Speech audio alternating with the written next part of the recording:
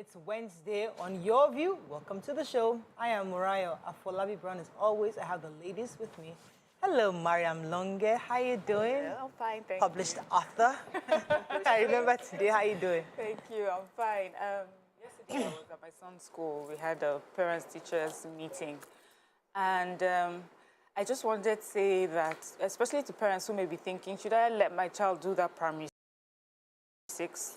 I think it's important that you do, because apart from just the subjects and the subject that they do in class, they teach them a lot of life skills, you know, that maybe during the first 5 years, they do not have enough time to put in the curriculum. But in year 6, they take them through many trainings, rigorous talks and things like that. And I feel that it's important that a child who is just maturing to the next stage to go through that, you know, training is very important. So if you're thinking about it, primary 6 is an important stage for the child. Thank you for that, because many lesson teachers, they're always like, please don't worry, from primary 4, you can't go from primary 5, because they'll be telling you and pushing. I mean, I used to hear of one that used to try to put her pressure on the parents. I don't worry, I can get your child to pass by primary 5. You know, we have to learn that. Listen, take your time. There's not just alone, because the children need to be emotionally ready for that. How are you doing? Nice belt. Yeah, thank you. I didn't even see the belt. Yeah. I'm grateful to God for life. I didn't have a good night rest. I had stuffy nose all through, woke up, had to take Piriton. It was a stressful night, but I'm grateful to God that I could make it on the show. Half asleep, but we'll be fine. Yes, obviously. Your eyes are closed, like most of the time. We can't see. How are you doing? I'm doing great. I like this haircut on you. Thank you. I do too. Thank you. I have. She did smoky eyes yesterday, and it was so like it just blended. Yeah. It just gave her this power look. Yeah. I don't know why they didn't give me smoky eyes. It was too powerful yesterday. Turn it down. How you doing? I'm doing great. My schedule is going to be very crazy for a couple of months. I usually enjoy having my afternoon naps, but right now, for 2 months, I'm not seeing any nap happening. So I have to find a way to readjust. I'm still in that space where I'm readjusting. Okay, I'm not sleeping in the afternoon. How many hours can I get at night? But then you realize that the husband will come back. You need to eat with him, gist with him, talk with him. You know, the days you don't do that, he's looking at you like, which work did you even do today? I'm telling you.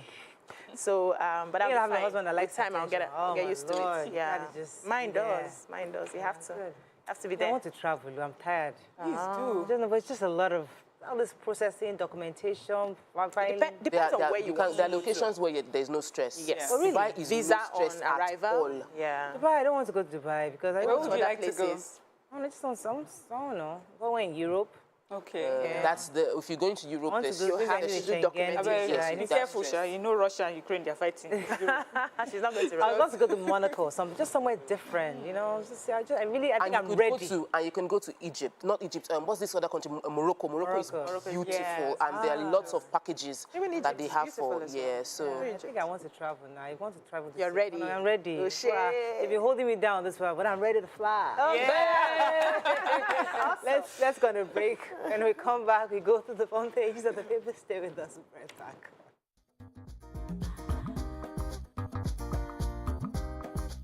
Stay tuned. Your View will be right back.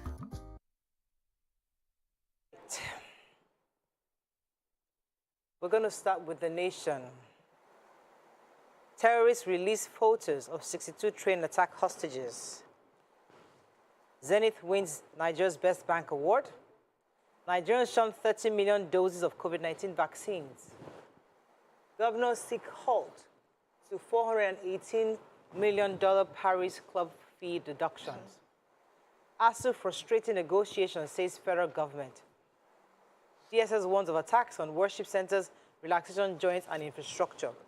Okay, which story are we starting with? Yeah, I'll take the picture story. So yesterday, many of us saw pictures of the pictures that were released by the terrorists that attacked the Abuja-Kaduna train almost a month ago right now, today. And there were about 62 of those victims that were captured in the pictures.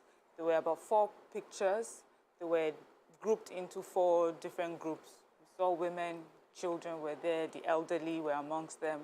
And it's just, you know, sad to see. This particular one, a lot of people noticed that they had like wrappers to cover where they were. And many people were saying that because the last time they posted pictures, we saw a lot of people were guessing their location. And so they're thinking maybe these terrorists are thinking, you know, they're reading our messages and hearing what we're saying and probably did that so that it would be harder to try to trace them. But the report in The Nation just, you know, tried to remind us what happened after the attack and that we remember the MD of the Bank of Agriculture that was released. He had said that they took them from the attack location to another place, many kilometers away in a car, and then from then on, they walked through the forest and they stopped at different camps before they got to their final destination. And they had medical personnel to help take care of them and everything. So I guess this is the terrorist way to say that these people are still good. Health-wise, yes, we can see that. But they're putting faces to this. We know how to put faces to this attack. We know you now see the faces and you can see how urgent it is to get them out. Another story in The Nation? Yes, so the World Health Organization has said that Nigeria and other African countries are performing woefully in the COVID-19 vaccine administration. They said this has been like the largest rollout of vaccines to African countries since this COVID-19 pandemic started, and it's just 18.7% of Africans that have taken this vaccine. Federal government is also saying that according to the Primary Healthcare Development Agency in Nigeria, that a lot of us are not taking the second doses of the vaccine. So a few million of people have taken the first dose, but they are not really going back. They are rejecting the second doses. We're going to be having over 30 million doses of vaccine going to waste because people are not going back. So they are trying to encourage people to go back and take the... Probably expired already. This is Johnson & Johnson, which is a one dose. They're asking people to go and take these vaccines. Probably expired. You see, what is sad is that God forbid there's a fifth wave or something, something happens. And then we start blaming the international community for not sending us vaccines and not sending us doses. But they sent to us now about 30 million about to waste. Yeah, we need to do better. The campaign needs to be better because really right now the atmosphere is almost everything is gone. Except when you want to fly. They will not tell you to wear those masks by force. Please, PDP has now started their screening. As I did not have any story to take, I'm going to take PDP story. I was actually going to take it, but go ahead. Go ahead. Okay. The only part I'm taking is about the screening, about the list of people that are going to be getting screening. I know another story carries the fact that they've jettisoned any form of zoning and it's now free for all, but this is talking about the fact that screening has started. Yes, 17 aspirants are going to be going through the screening. I don't know, they are a bit silent about, I thought at the 17 people, all of them paying for the tickets, they've all paid for the tickets. What are the questions what are they trying to find out during the screening process? Those are the questions I'd like to hear, but all you just said was screening has started. Wow, okay. Well, I'm smiling because I'm not going to tell you the story I talked about. This is not the story. I'm like, okay, well, yeah. Right. Go ahead. Okay, well, so I was going to take the story in The Nation about the fact that the 36 governors are trying to get the Federal High Court to stay the execution on payments of the $418 million to consultants for the Paris Club refund. So I think this is supposed to be paid to consultants from states and the federal government consultants who have been owed money. So they were going to deduct $480 million. I'm wondering how much exactly do we owe these consultants? But so they're asking the court to please stay action on that and not allow those money to be released to the consultants for now. But it's just bizarre that can consultants actually be owed that much? Yeah. Let me move quickly now to presidency. Obi's camp protests as PDP dumps zoning. Screening begins on Friday. Ogun Governor Abiodun declares support for Shimbajo presidential bid. Nigeria's others woefully lagging in COVID-19. We talked about that.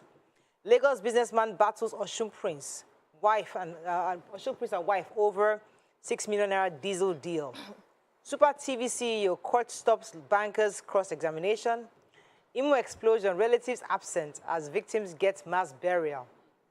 Ogun Morgue's worker cuts off corpse's head for 50,000 naira. Yes. So I have that. I'm almost done. Economic crisis worsens as forex inflows fall by 9.58 billion. Clearing agents kick as customs reintroduce revaluation, which we talked about yesterday. next week. Okay, yes, Miriam, you're going to start with that. A mortuary attendant, his name is Kushimo Lukman. He was working at Mabod at Okeyidi Abule Oloni in Abeokuta, and he was arrested by the government-owned government-owned security outfit, Social Orientation and Safety Corps.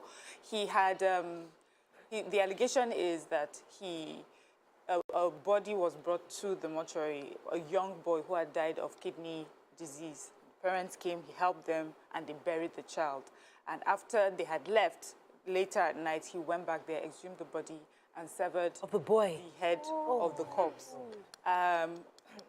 Thankfully, one of the security operatives was there, and they caught him red-handed. But he did not even give it up. They fought until that security operative overpowered him before they were able to arrest him and get that head from him. He said that a particular chief had asked him to bring it for. He said that the head was requested by a certain chief, Ifa Lonishe, a.k.a. Lanroe, at the rate of 50,000 naira, and it was to be delivered to a designated point in Abeokuta. Nigeria, not even dead bodies are safe. So anyway, thankfully, he's been arrested by the police. Oh, this is so pathetic. I've heard quite a bit of this kind of stories, but this is a bit too gruesome. Just for 50,000, he doesn't want to release the head. He was willing to fight. It's bad enough the child dies. It's bad enough it's a boy, little boy that died. You were even involved in burying that child with the parents. You must have seen how sad it is. It's about humanity. It's about our feelings. It's about compassion. I was going to talk quickly about the zoning. So PDP, obviously, they're likely to dump the zoning idea. They're saying that they're going to go for consensus candidate. Although Peter Obi's spokesperson was saying that it's completely unfair, you know, to actually, I think it was Mr. Valentine Obiano was saying, the media aide for former Governor Anambra State was saying that, the party's decision, although it's going to be supreme, but it will be injustice if the Southeast was denied the presidential ticket. And from what it all is looking like, they're going to have a meeting next week, Wednesday, where they're going to decide. And one of the spokespersons for the party was saying, Ologun Agba was saying that, listen, he was recalling that there was a time where the former president, even though they had zoned the ticket to a certain region, he still ran for office to test his popularity. That even though they don't do zoning, the fact that everybody constitutionally allowed to run for office will be allowed to run for office. And if you still want to, if the Southeast candidates can still run, want to run and test the popularity, they should go ahead and run. But either way, they're going to follow the constitution, which allows that every single person who is competent to run for office. Another story in Punch. Yes, so Justice Yetunde Adesanya of the Lagos High Court, sitting at the Tafawa Balewa Square Tuesday, dismissed the attempt by Chidinma Ojukwu's counsel, you know, the Super TV's mother. It's been in court, and there was one of her counsels wanted to bring to witness some account officers in conjunction with his account balance at the time that he died. But the justice said that they are not supposed to. They have not sworn an oath. They cannot be witnesses. They can bring exhibits, can bring the papers, and it will be admitted as exhibits. I think about 2 bankers from one of these banks, I think GTB, brought the papers and it was admitted, but they were not put there as witnesses for the case. It's been adjourned to the 28th of April.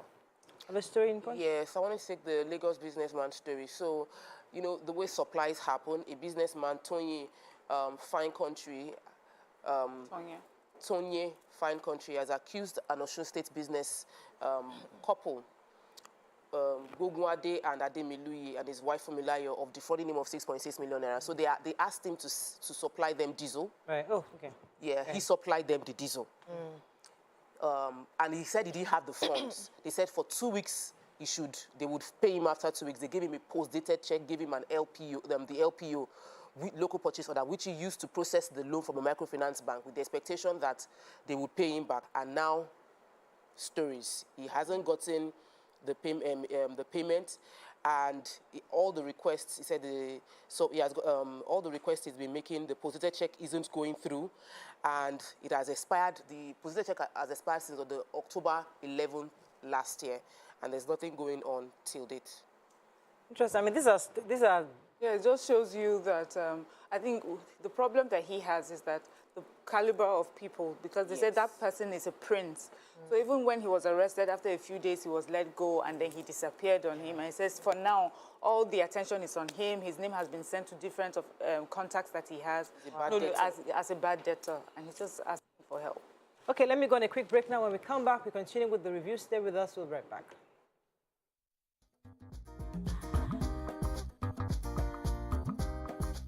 Stay tuned. Your View will be right back.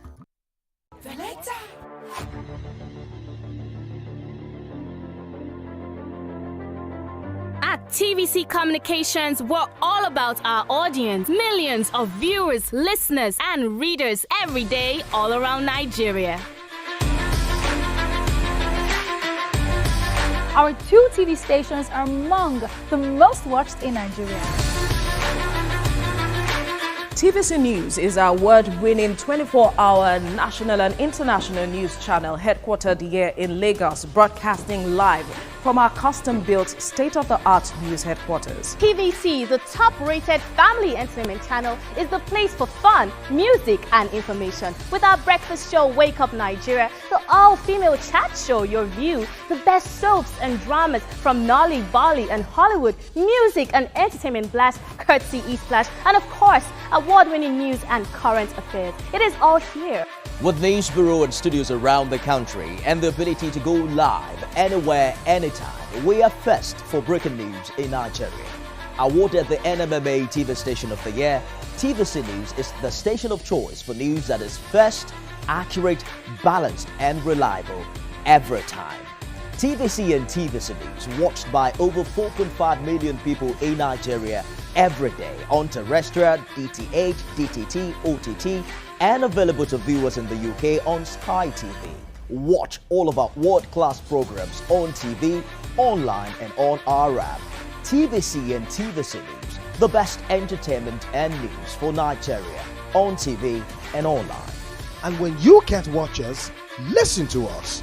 102.3 Max FM Lagos and 90.9 Max FM Abuja are now ranked among the most listened to radio stations in Nigeria.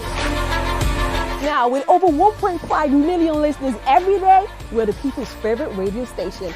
Best hit music, best on-air talent. Max 102.3 hit music for Lagos and Max 90.9 hit music for Abuja. We are your home for that fun, entertainment, and hit music. In Lagos, TVC, our leading family entertainment TV channel, has a 47% market share. But this is just the start of our journey, as we plan to add even more services to entertain and inform our ever-growing audience. Thanks for being part of the TVC communication story.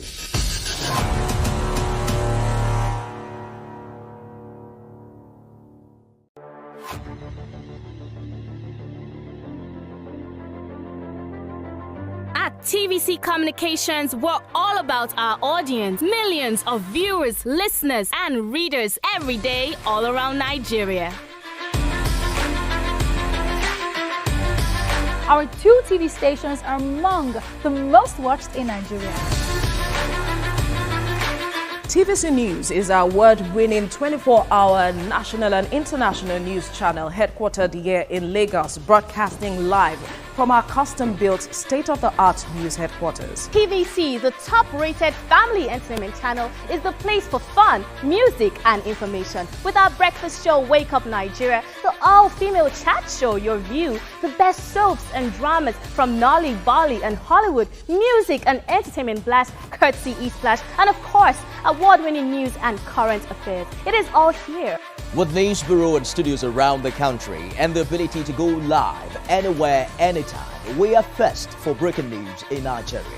Awarded the NMMA TV Station of the Year, TVC News is the station of choice for news that is first, accurate, balanced, and reliable every time. TVC and TVC News watched by over 4.5 million people in Nigeria every day on terrestrial, DTH, DTT, OTT, and available to viewers in the UK on Sky TV. Watch all of our world-class programs on TV, online, and on our app. TVC and TVC News, the best entertainment and news for Nigeria on TV and online. And when you can't watch us, listen to us. 102.3 Max FM Lagos and 90.9 Max FM Abuja are now ranked among the most listened to radio stations in Nigeria. Now, with over 1.5 million listeners every day, we're the people's favorite radio station. Best hit music, best on-air talent. Max 102.3 hit music for Lagos and Max 90.9 hit music for Abuja. We are your home for that fun, entertainment, and hit music. In Lagos, TVC, our leading family entertainment TV channel, has a 47% market share.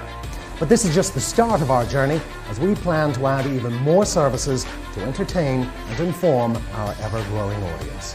Thanks for being part of the TVC communication story.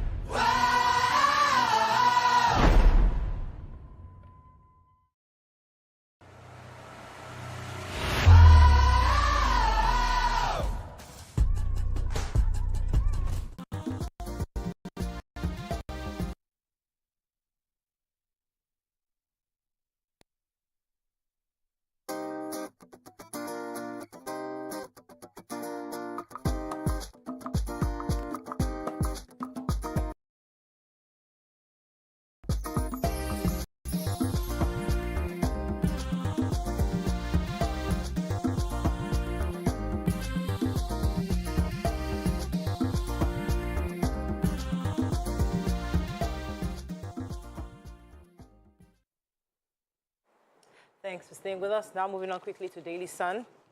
DSS alleges plan to bomb worship centers and public places. 2023 Give Southeast presidential tickets. Kalu tells APC and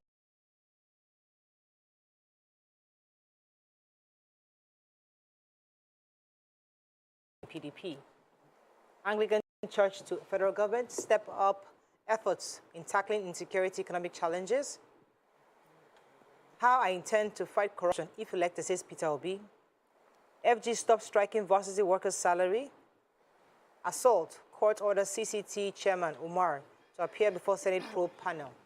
Okay, which story are we starting with? Yes, so the DSS has raised an alarm over what it calls a ploy by a group of, unscrupulous people, criminal gangs, that they say the allegation is that they're coming together, that these different gangs want to come together and form one body and then go about terrorizing Nigerians. And their plan is to detonate bombs in relaxation centers, places where a lot of people gather, like worship centers, especially during the holiday period.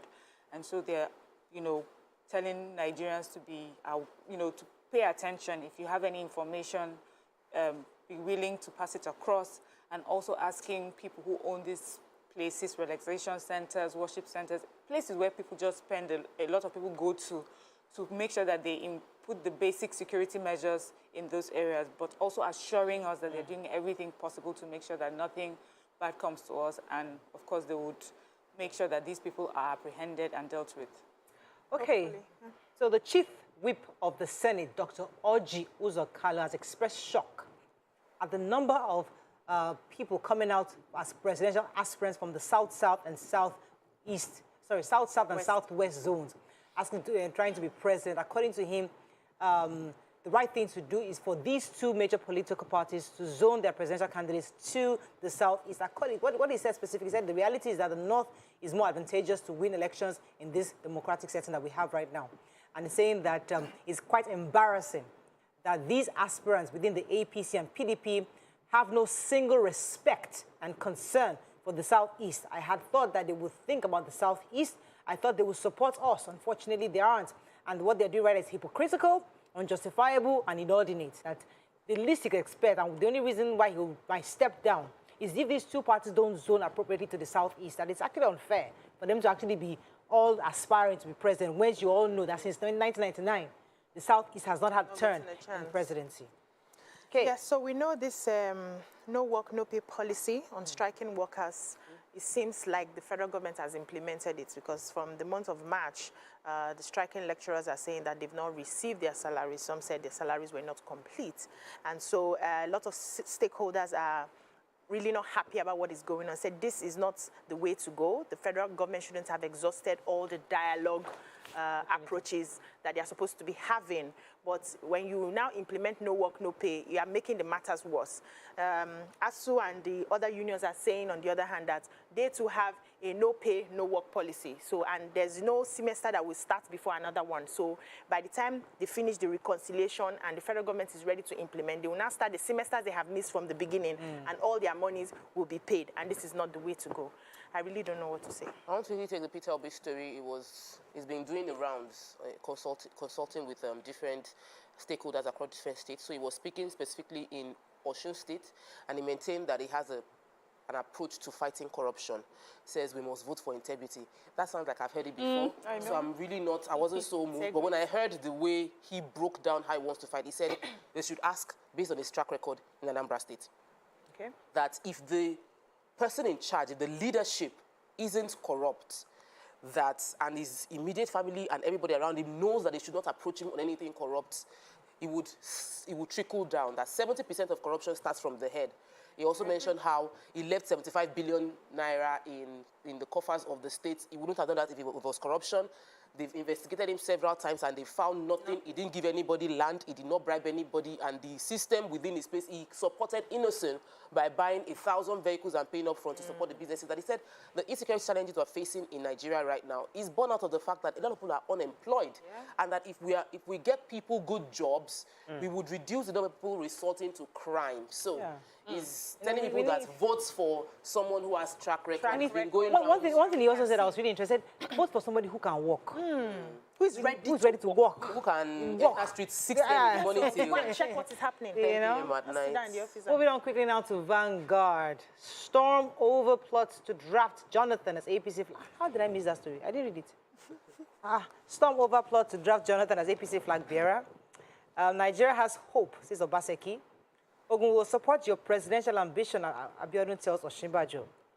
Hashtag NSAS panel issues arrest warrant on police commissioner. Insecurity, DSS warns of more bomb explosions in public places. Mortuary attendant nabbed for cutting off corpse's head in Ogun. High unemployment rate the cause of the insecurity we have, says Peter Obi. Let's find another story. Why we shut land borders for 2 years, says Buhari. Shown Ogbomoso indigenes fault delay in the announcement of the new monarch. Okay, who's starting off? Okay, let me start off. This is the Independent Investigation Panel on Human Rights Violations by the defunct SARS and other units of the Nigerian Police Force has issued the warrant of arrest of a Commissioner of Police in charge of legal services at the Force Headquarters, CP Ibe Ochogo. And so his arrest is based on the fact that sometime in June 2017, this man was Emeka Alozie, John Emeka Alozie, who lives in Lekki, Nigeria, said 6 SARS operatives stormed into their house and took him away. And it went to court. They kept him they detained him for so long. It went to court. There's the wife talking about it. And even though after the court case, they were asked to release him, the police still did not, adhere to court orders. And it's 2022. This particular panel had also asked for him to show up 5 times, they say, and he refused to show up, just to come and give his own side of story, bring the case file on this particular person, why he had been unlawfully arrested and detained over this period, and the CP has not shown up. And so what they have decided to do is, ask that he be arrested wherever he is, and let's see what, comes of this. Why would, there's just this disrespect really for the judiciary, and we see it over and over again. And sometimes also these panels that have been set, it's as if they're just there to, they really do not have any authority to ask people to come before them, and I hope that they are to appear before them, and hopefully, if he's arrested, we would hear why he would unlawfully arrest. So that independence that we were taught in school, that the government made up of executive, the checks and balance that we thought were taught in school. We can't call you and in practicalities. Even the ministers, you call them sometimes, they don't show up. respond. Yeah, they don't answer. So the president has said that the government shut the nation's borders to protect farmers. He was saying this at a meeting with the president of the African Development Bank. And they were talking about the plans they've had to help us, especially this Russia-Ukraine war that is affecting food. So they said the African Development Bank has earmarked 1.5 billion Africa emergency food to support farmers to ensure that we are not, we don't fall with all these things happening between Russia and Ukraine. And the president was thanking them, saying, thank God you know our strengths and our weaknesses, and you are helping us show up that the world did not expect that we'll survive COVID-19. Now hunger is coming, and they mentioned the prices of food that has gone up. Wheat has gone up about 60%, maize, grains and all that. But this money that has been earmarked to be given to farmers to help them show up. The money is not Let it get to the farmers. It's insecurity, because the farmers cannot go to the farm, the goods cannot leave the farm. These are the real issues we do. We have to wrap up. So our vice president is doing the rounds across the country. He's visiting and he's been to Ogun State, his home state. And there was received by the governor, Abuja-Kaduna. And the governor said that they will support him. They're pleased for his decision to run for office. And that specifically he said, your steadfastness, integrity and character are well known. You have been serving the country for 7 years, and there's no doubt that you do well as president. So the governor of Ogun State is also showing his support, although the vice president himself said that he owes nobody any allegiance except for the Constitution and the people of Nigeria, who he has sworn an oath to. Those are the people that the message. That he owes. No, we don't understand any message. That's what he just said. The message. That's what he said. But you can have your own understanding. He didn't send any message. You can. But the Kogi State governor has, but he's the first to buy the ticket. Oh, 100 million naira. The guy gave money. He's ready. Very, very ready. Ready for business. But maybe they contributed. No, they did not say anything about contribution. They said he's the first. They mentioned that he's the 100 first. million. And also they talked about the fact that this is a person that does not betray people. I don't know why they would say that. Assuage hasn't paid though. No, Assuage doesn't need to pay. People will pay. For him. Several people will volunteer. Who else? VP is yet to pay. Okay, we'll see. This 100 million is a lot of money. That itself is a deterrent. Okay, let's go on a break. It's Wednesday. When we come back, we go to our hot topic. Stay with us. We'll be right back. 100 million. Stay tuned. Your View will be right back.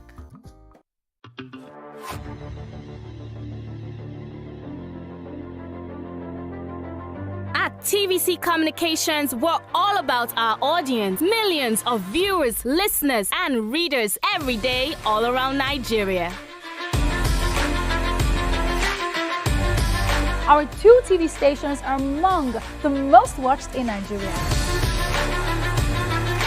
TVC News is our award-winning 24-hour national and international news channel headquartered here in Lagos, broadcasting live from our custom-built state-of-the-art news headquarters. TVC, the top-rated family entertainment channel, is the place for fun, music, and information. With our breakfast show, Wake Up Nigeria, the all-female chat show, Your View, the best soaps and dramas from Nolly, Bolly, and Hollywood, music and entertainment blast, courtesy E-Splash, and of course, award-winning news and current affairs. It is all here. With news bureau and studios around the country and the ability to go live anywhere, anytime, we are first for breaking news in Nigeria. Awarded the NMMA TV Station of the Year, TVC News is the station of choice for news that is first, accurate, balanced, and reliable every time. TVC and TVC News watched by over 4.5 million people in Nigeria every day on terrestrial, DTH, DTT, OTT, and available to viewers in the UK on Sky TV. Watch all of our world-class programs on TV, online, and on our app. TVC and TVC News, the best entertainment and news for Nigeria on TV and online. And when you can't watch us, listen to us. 102.3 Max FM Lagos and 90.9 Max FM Abuja are now ranked among the most listened to radio stations in Nigeria. Now, with over 1.5 million listeners every day, we're the people's favorite radio station. Best hit music, best on-air talent. Max 102.3 hit music for Lagos and Max 90.9 hit music for Abuja. We are your home for that fun, entertainment, and hit music. In Lagos, TVC, our leading family entertainment TV channel, has a 47% market share. But this is just the start of our journey, as we plan to add even more services to entertain and inform our ever-growing audience. Thanks for being part of the TVC communication story.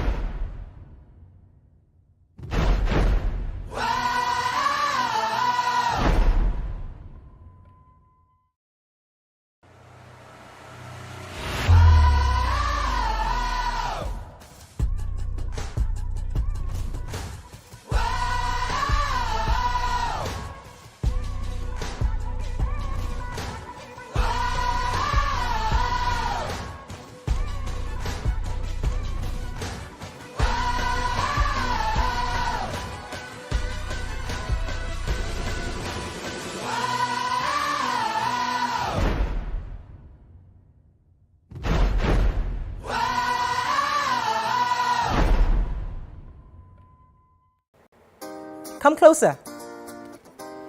A little bit more. Perfect. I have exciting news for you. You asked for it and you got it.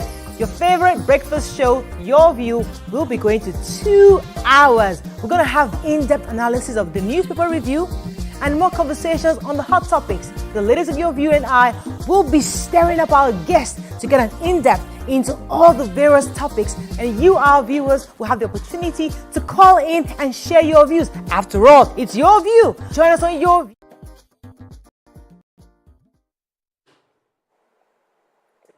Thanks for staying with us. So, we're discussing this morning, 1 month after the train attack between Abuja to Kaduna that claimed the lives of quite a number of Nigerians, and also others were kidnapped. Now, we also want to put a searchlight on this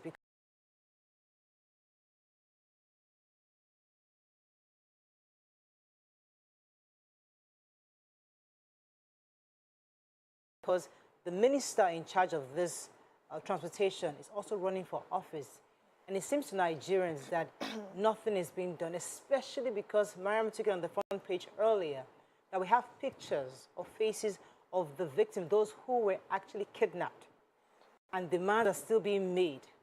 We don't know how far the government has gone on making the demands, on meeting the demands, but our thoughts are with the families of those who are still expecting that their loved ones will be out. This morning, we want to talk about what is the government doing.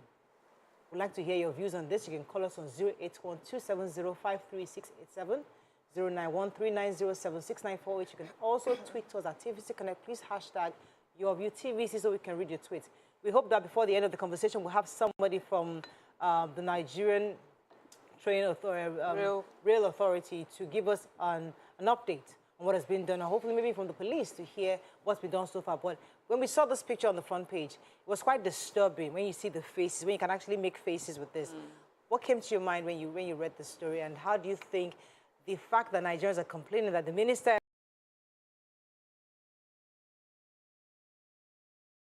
who is supposed to take responsibility for this is focused on elections right now?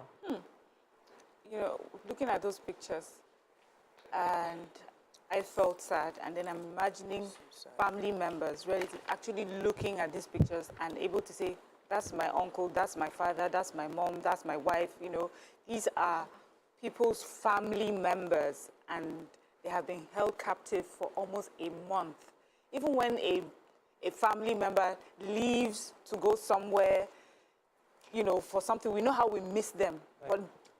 But the circumstances of this just, you know, is really scary. And I just don't even know how these families are, you know, holding up for this period. But remember we took a story where the federal government was saying something about that there's a way that they need to handle this. They cannot tell us everything all the time because it's a serious, sensitive security issue. And sometimes in just revealing the progress of their investigation, they can tip off these terrorists and bandits, and so they are silent. But the family members also are saying that, okay, we understand that you're doing that, but someone needs to come talk to us and reassure us that something is being done. Right. Imagine that you see your family members there, and then you look to your left, and then you see the minister who is supposed to have been in charge of that particular ministry doing something running a race on the field. I'm like, really? I mean, I understand that maybe life and business must go on, but we need to have a situation where maybe every week families are hearing from the federal government, just trying to reassure them, we're sorry, we may not give you details on how far we're going because we don't want to tip them off, but know that we're on it. You cannot just go quiet or silent on people like that. So I think it was one of the governors, I'm not sure it was maybe Governor Sanwo-Olu, that something happened that every week he was giving us an update on what that was COVID. That was during COVID. We're getting a weekly update. So this, I mean, the same gravity we extended to COVID, we should do the same thing to things like accidents that happen, because these are lives. Yes. No matter, even if it's one life, take it just very serious, as seriously as any other, as COVID.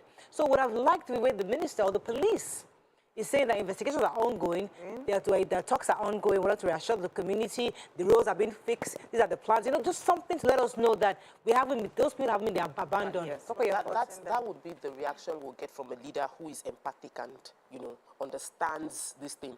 What the reaction we've gotten more often is a feeling of another number, because these things happen so often.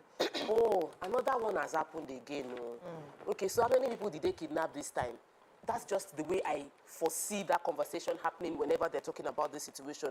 Not in a way that this could be my brother, this is someone's father, this is someone's sister. Leadership must have empathy. You need to be able to feel the way your people are feeling, and you need to have a vision for them to have a better life. So we have a situation where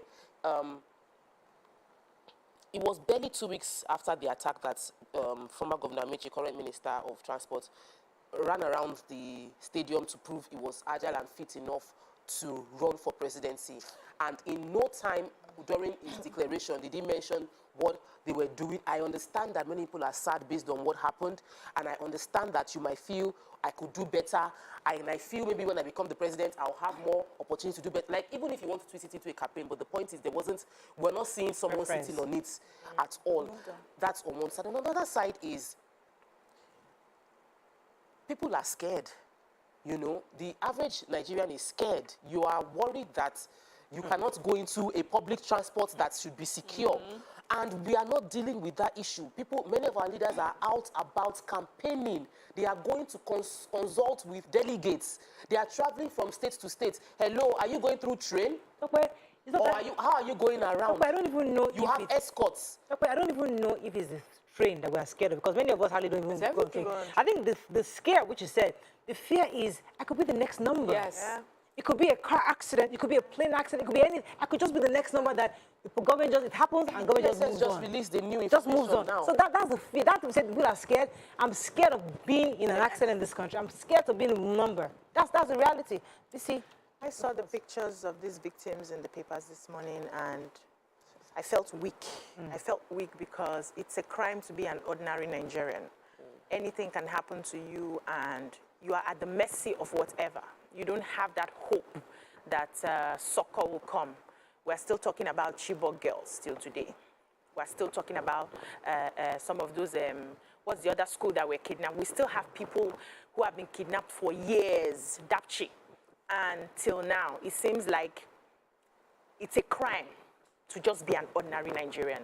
And that is why people do whatever it takes to just take them from this level to that level, no matter how they want to get there, because they have looked around and they have seen that if anything happens to you, whether it's sickness or you don't have healthcare insurance, anything happens to you and you have a disease that costs millions, that is the end. You become a beggar automatically on television, and you are asking people to contribute just to. So the average Nigerian life is not seen to be respected. I expected the government to have like a sober reflection. When you know that you have failed in your primary responsibility, which is taking care of lives and properties, you don't come out with a bragado kind of, I'm still able to do my job. You cower. There's a way you talk. There's a way you talk to the people, and remorseful. Yeah, you're remorseful because you know that for whatever excuse that you give, you have failed in this and you are working towards making it better. But what the body language that I see is, life needs to go on. Yeah. Politics is around the corner. Let us do what we want to do. And when I was reading the papers this morning, I saw the family members of these people. They were lamenting, said when they saw the pictures, some of them could not eat. You know, they were feeling for this. Some of them, they already have ill health before being kidnapped. So they don't even know what is going to happen tomorrow. All right. Where are we? Let me take this call from Chief Bright from Mortuary. Good morning, Chief Bright. Are you there? Chief Bright, you're live. Hello? Hello, sir. You're live. Go ahead, please. Hello, sir. Yeah. Go ahead. Good morning. Yeah. Yeah. Good morning. Good morning, ladies. Good morning. Volume. Yeah. Yes. Since we are discussing.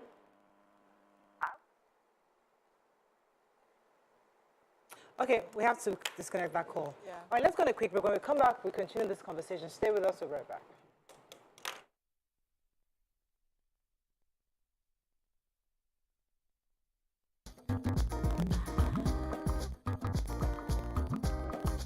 Stay tuned. Your View will be right back. Life.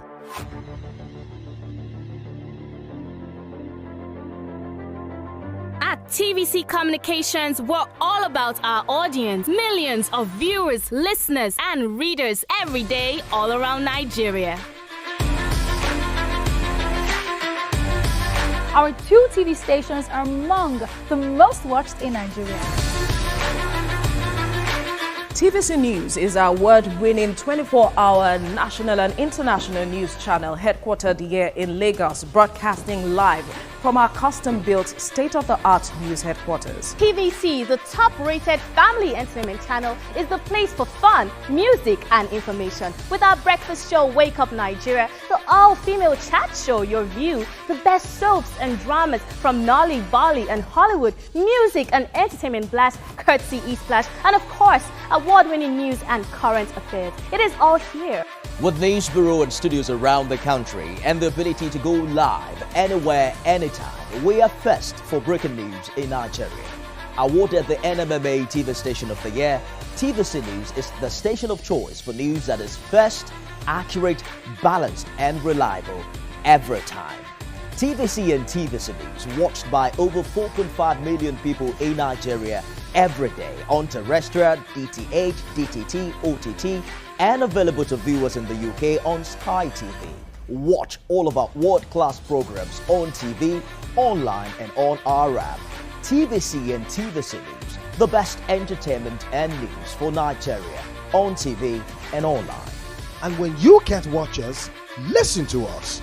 102.3 Max FM Lagos and 90.9 Max FM Abuja are now ranked among the most listened to radio stations in Nigeria.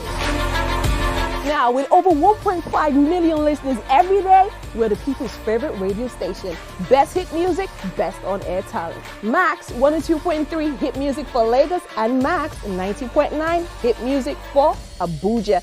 We are your home for that fun, entertainment, and hit music. In Lagos, TVC, our leading family entertainment TV channel, has a 47% market share.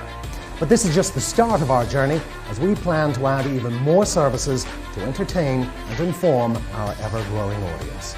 Thanks for being part of the TVC communication story.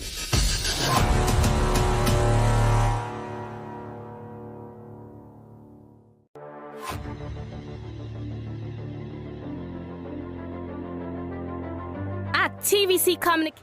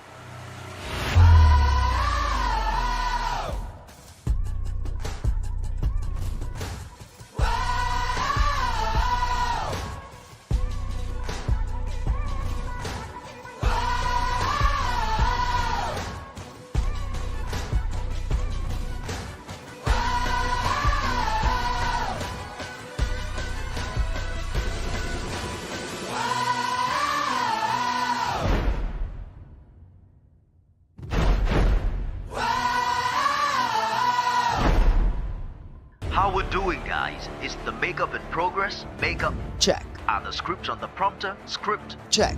Are we set in the PCR? All team in place? PCR check. Clock is ticking, time is racing, lights on. Plans all set. 120 minutes of hot entertainment. We are ready for the mission. Come closer. A little bit more. Perfect. I have exciting news for you. You asked for it and you got it. Your favorite breakfast show, Your View, will be going to 2 hours. We're going to have in-depth analysis of the newspaper review and more conversations on the hot topics. The ladies of Your View and I will be stirring up our guests to get an in-depth into all the various topics, and you, our viewers, will have the opportunity to call in and share your views. After all, it's your view. Join us on Your View, 9 a.m. to 11 a.m. for a fantastic conversation. Don't miss it.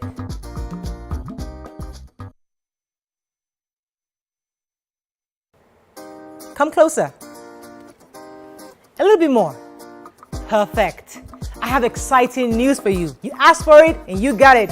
Your favorite breakfast show, Your View, will be going to 2 hours. We're going to have in-depth analysis of the newspaper review and more conversations on the hot topics. The ladies of Your View and I will be stirring up our guests to get an in-depth into all the various topics, and you, our viewers, will have the opportunity to call in and share your views. After all, it's your view. Join us on Your View, 9 a.m. to 11 a.m. for a fantastic conversation. Don't miss it.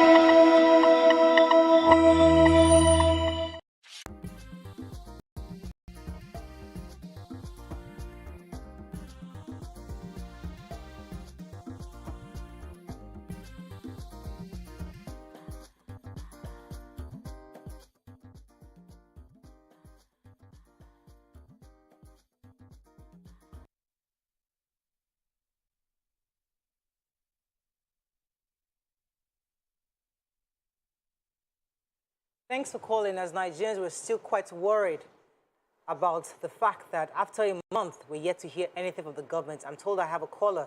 Good morning, sir, from Chesterfield. Good morning, Ayo, you're live. Go ahead, please. All right, thank you. I'm just going to say two things quickly. The level of security in our country is worrisome. And the first thing I want to say is I completely agree with what Obiano just said earlier on. There is no value for human lives in Nigeria. It's very evident, and it's so sad. Now, I know that there was a time this discussion was made, and a suggestion was made, and Murayo, you talked about the cost of this intervention. which is us deploy machinery. We can't handle this thing. Let's be fair. We can't, we are overwhelmed. We can't handle the present security situation in Nigeria. And I think that machinery deployment will help. Let me take us back to 2015 when Jonathan and our current president was contesting. There was going to be election in February. And it was postponed for 2 weeks so that we could settle security issues in Borno State. Within 2 weeks, we took 17 local governments back. If you remember. Now, after that, we had no development any longer. Is it because of our selfish motive and intuition? Is it because there is no political will to fight this thing? That's one. Secondly, guys, I believe that 2023 is another great opportunity ahead of us. And we all must play our part. We must get our PVC and vote. I'm up for voting next year, even though I live in England. But I know that I have families, I have friends in Nigeria. Not everybody would come out of the country. Even those of us that are out of the country, there's no place like home, let's be honest. Right. Thank you very much, Ayo. Miriam, I mean, this is Ayo lamenting, obviously. Yes, you know, he said G23, and really, the point I was going to make is that the way politics is done in our country is such that it does not matter if you messed up before. You can just confidently and boldly run for office again. If it were any other country, I mean, just the fact that you know you'll be quizzed on how you performed is enough to scare you away from wanting to run. Because what track record actually makes sense? Good. What's your track record? How was this and this and this able to happen during your administration or while you were in charge of a particular ministry? Just that, just the fear of those questioning would scare you from showing your face. But here it does not matter. We would give all sorts of excuses. We would say we're part of an administration, but we promise you we'll do better than the administration that you were part of, that you're an influencer in, that you were an advisor in. So what expo are you keeping that you're not sharing with your principal right now that can help the country? Waiting to keep it till you come in. So we need to, as you know, our last caller said, when this time around, we need to ask the right questions. We need to let them understand that we're not just going to put anyone, but only those we believe can do better. Thank you, Mariam, because I think this is quite profound. Maybe sometimes when we have this kind of topics, and I worry that we're just lamenting, but sometimes we need to lament to remind Nigerians that we need better leadership. You know, we lament of this, we talk about these things because it's a reminder that who we have, that the fact that you have a track record of a train that you recently bought and was attacked, and we're yet to hear anything progressive from the government. You should cover your face. But the fact that you have the audacity to actually come out again, it shows that we are secondary in the minds of these politicians. And this is a good reminder for us. Let me take this call that I'll come to you, Tokwe. Kelechi, good morning. Are you there? Good morning, ladies of the You're live. Go ahead, please. Okay. See, they said the success of any free society is dependent on who is the leader. All right? And the failure depends on who is the leader of that society or country or whatever. Now, let's start with Buhari. You remember Buhari granted interview with Arise Television Abuja. He was giving an economic statistics of his own country, published by a government agency, Bureau of Statistics. Our president said that, I do not know where you get that statistics. All I know that everybody should go back to the farm. Which farm we will go back to? Farm where Boko Haram and bandits don't take over. That one is aside. Number two, you all know that there's one presidential hopeful I listened to with a show that was during Easter. That is the only man that has spoken the truth about Buhari. He said that Buhari, his name is Duben Kachuku. He said that Buhari is technically checked out. He said ever since he did that brain surgery, he said he has become mentally incapacitated. Okay, all right. So I didn't know there was brain surgery. But there was a point that was made earlier. I think I don't know if we can touch on that.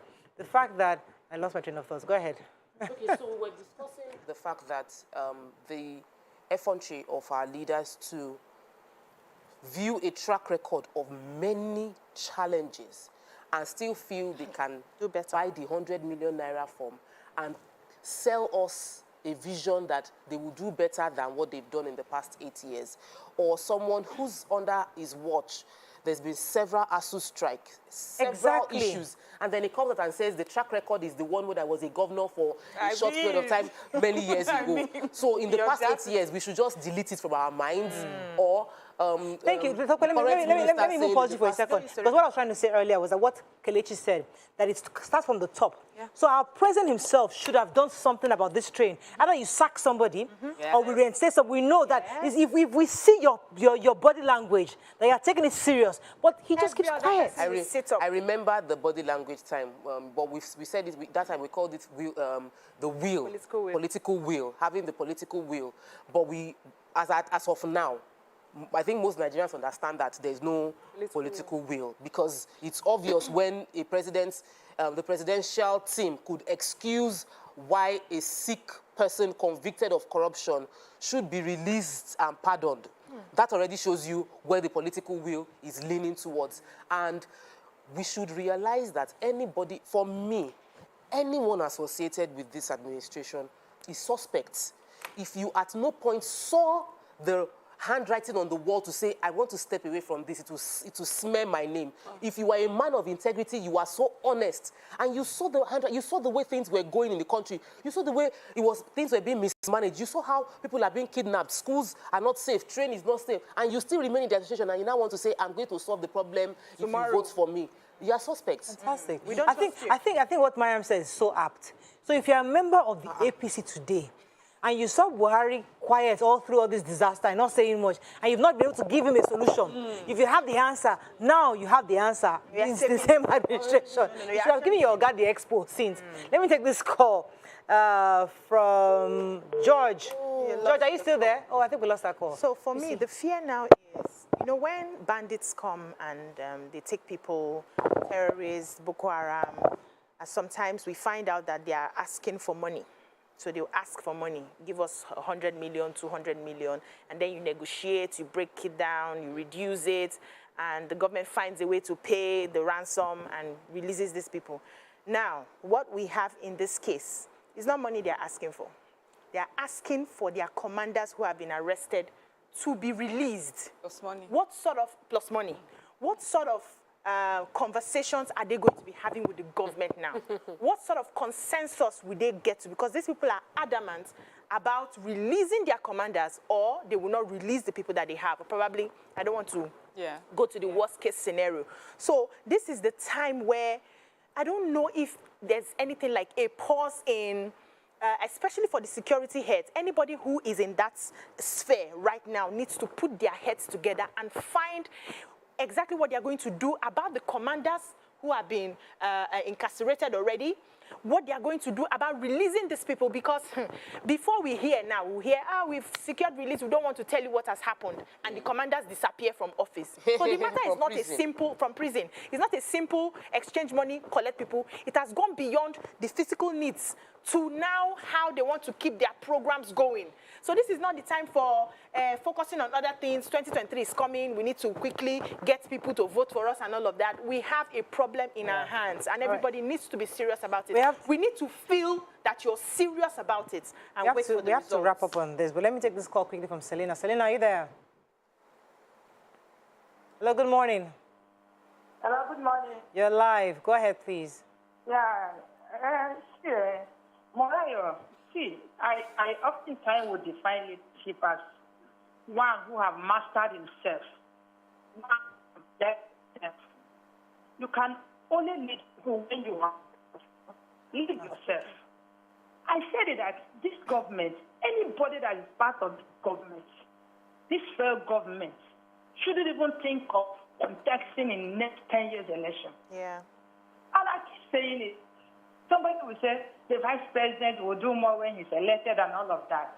If he has resigned when things were tough and go home and come back to say, now I know the problem, I'm coming back to ratify it, I will personally vote for him. But for the fact he's part of this failed 7 years, and he's coming back to tell myself that he's that he has it. What magic do you want to do that you didn't do in 7 days?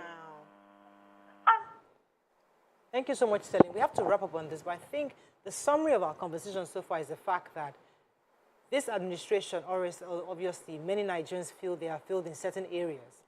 And because of that, if you're a part of this administration, meaning you're a minister, you're elected office, there's not time for you to come out and say, well, I can solve the problem, because you didn't support your principle in solving this problem.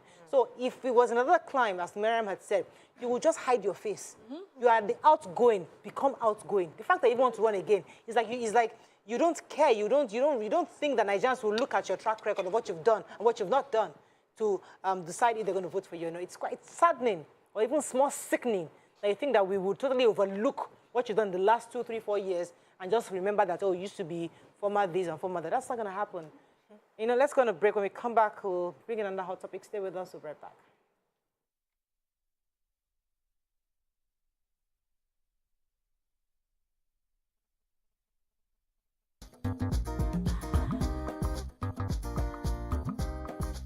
Stay tuned.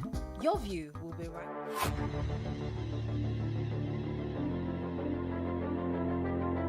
At TVC Communications, we're all about our audience. Millions of viewers, listeners, and readers every day all around Nigeria. Our 2 TV stations are among the most watched in Nigeria.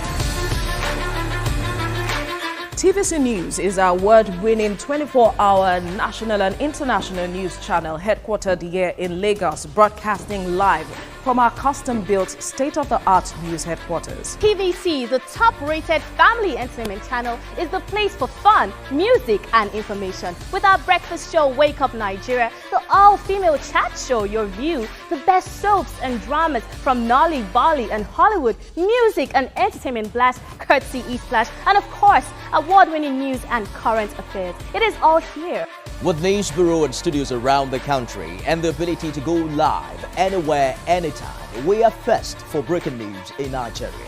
Awarded the NMMA TV Station of the Year, TVC News is the station of choice for news that is first, accurate, balanced, and reliable every time.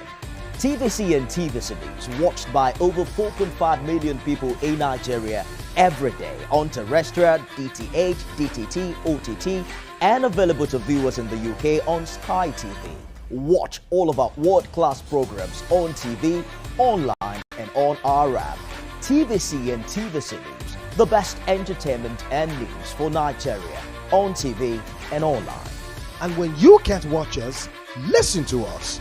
102.3 Max FM Lagos and 90.9 Max FM Abuja are now ranked among the most listened to radio stations in Nigeria. Now, with over 1.5 million listeners every day, we're the people's favorite radio station. Best hit music, best on-air talent. Max 102.3 hit music for Lagos and Max 90.9 hit music for Abuja. We are your home for that fun, entertainment, and hit music. In Lagos, TVC, our leading family entertainment TV channel, has a 47% market share. But this is just the start of our journey, as we plan to add even more services to entertain and inform our ever-growing audience. Thanks for being part of the TVC communications story.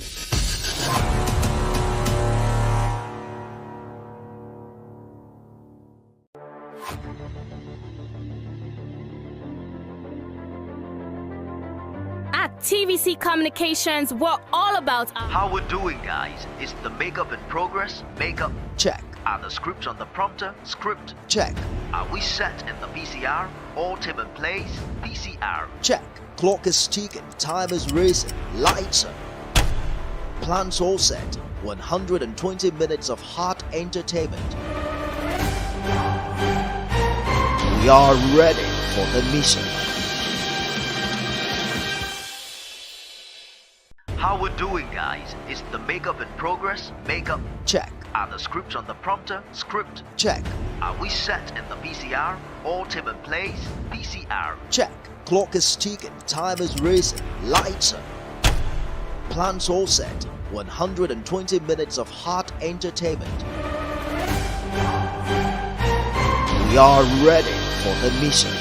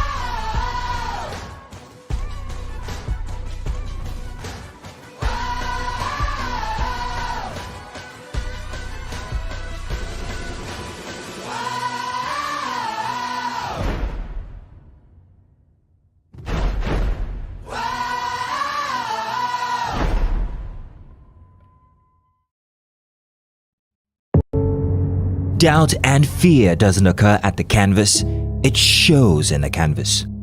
It shows the conation of raw earthen material slabbed, stroked and molded at a pace provided by the doubt and fear.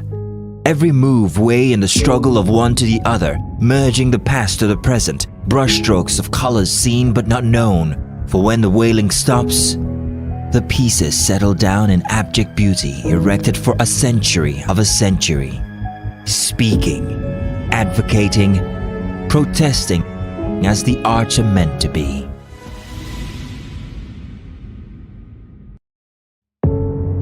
Doubt and fear.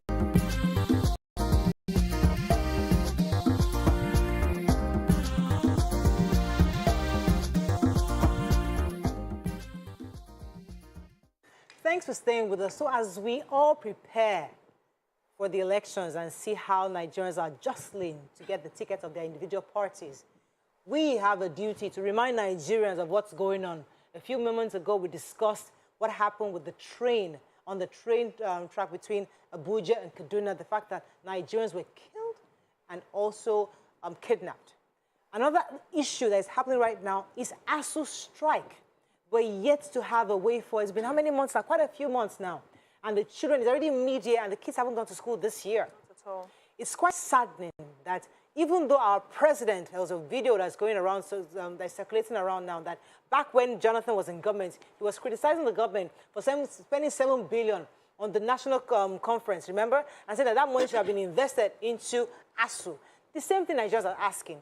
Why is the federal government hitting a brick wall in these negotiations? Why is ASUU also not relenting in these? What's going on? How do we solve this problem? That's the next conversation, because many of these people who have been unable to resolve this issue are still running for office.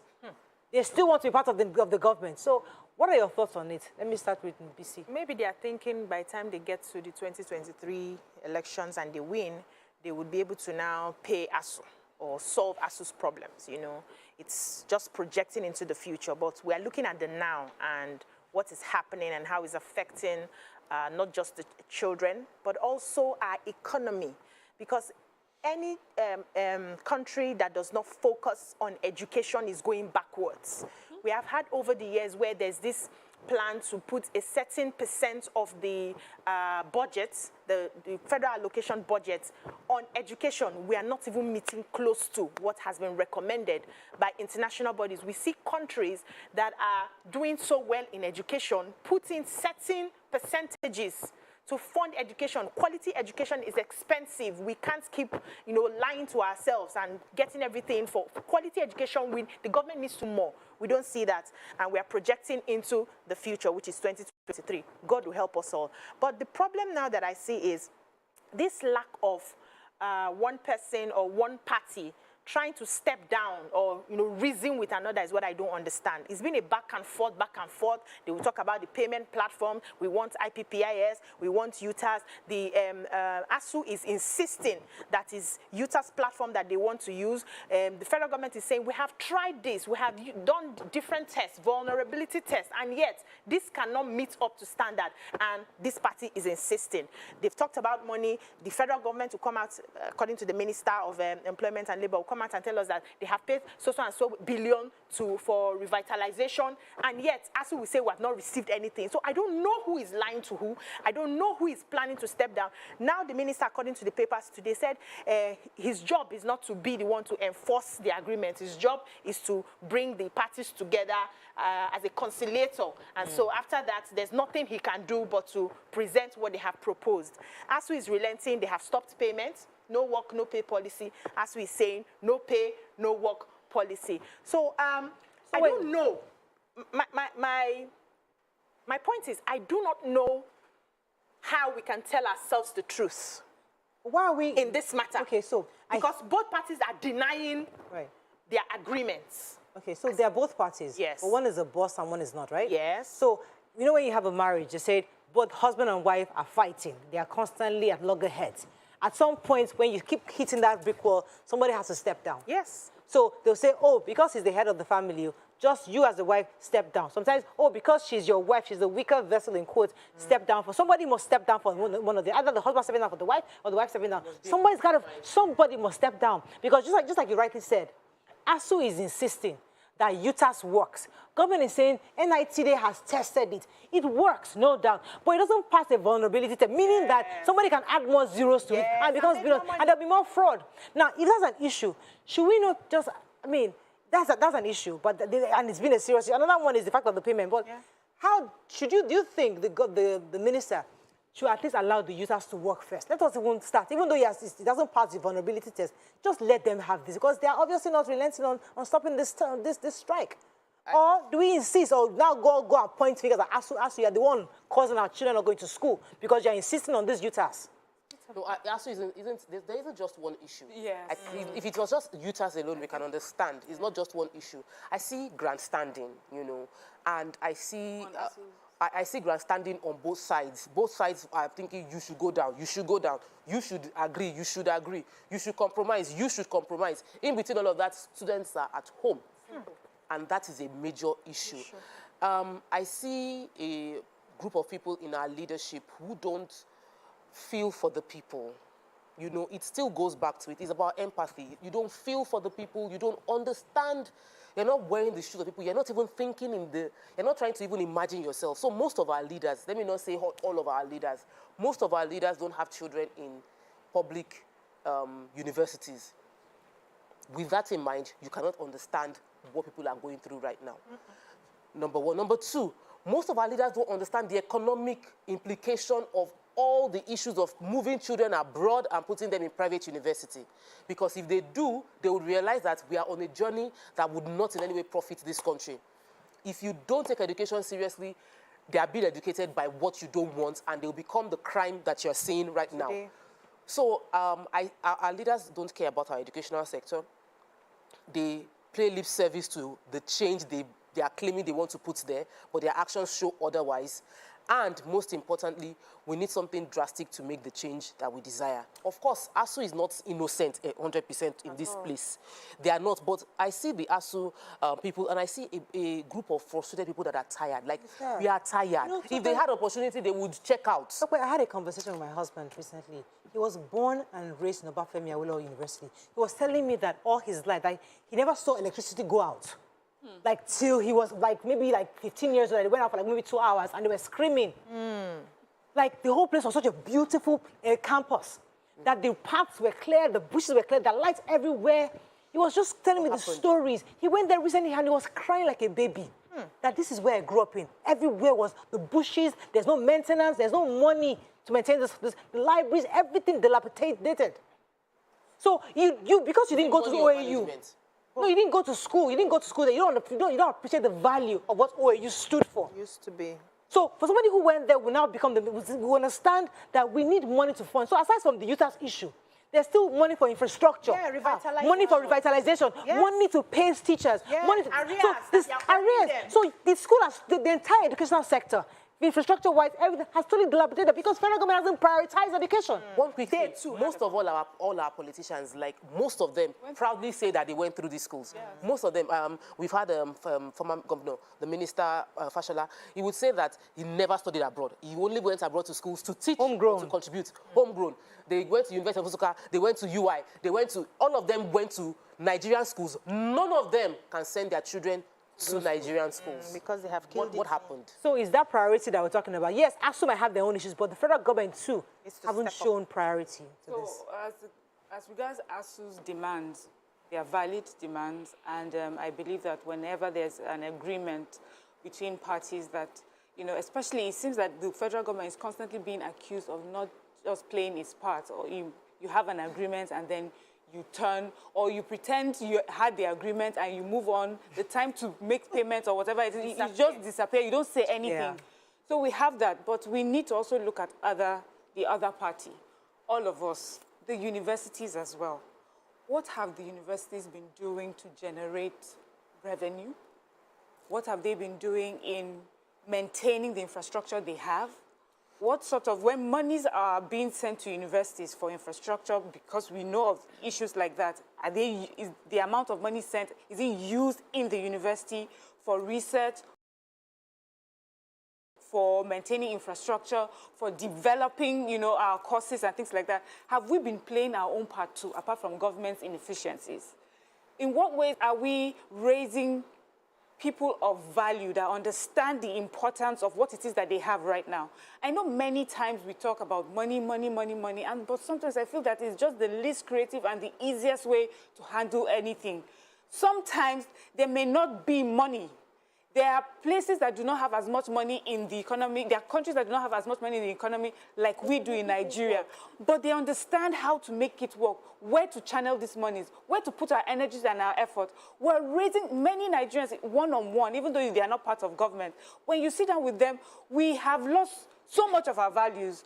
We prioritize the insignificant. We celebrate things that are material, that are not important. When we used to there used to be a time you would celebrate someone who is a lecturer or professor in the university, and people would dedicate their lives to making sure that they give their best when it comes to, you know, the students.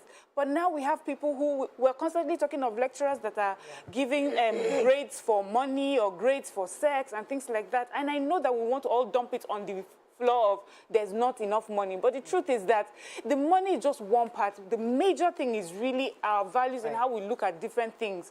We need to start thinking differently. The universities and the federal government now, the conversation really should be, government says it's broke. And to a certain degree, we believe, because everything in our country has fallen. Yes. So what government and ASUU need to think about is, okay, what can we do for ASUU right now so that ASUU can be independent in raising revenue in some way? Yes, for their schools. We need to run these universities in a way that they can take care of themselves.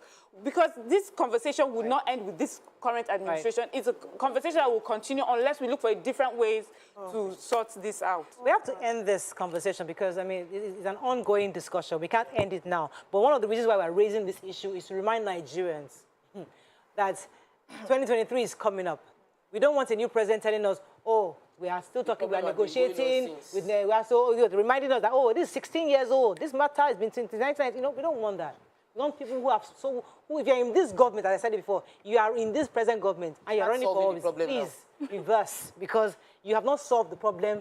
You're already asking that is in front of you, and now you want to run again. Please, just don't even think about it. Let's go on a quick break. When we come back, bring in our guest for today. Stay with us. We'll be right back. Stay tuned. Your View will be right back.